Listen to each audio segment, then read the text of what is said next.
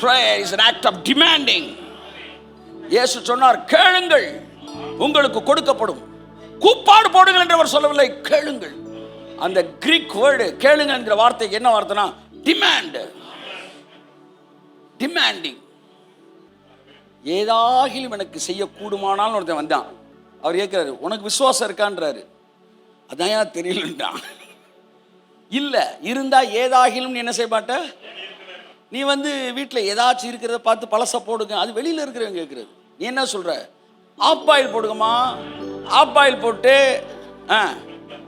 பெப்பரை கொஞ்சம் தூக்கலா போட்டு, டிமாண்டிங்.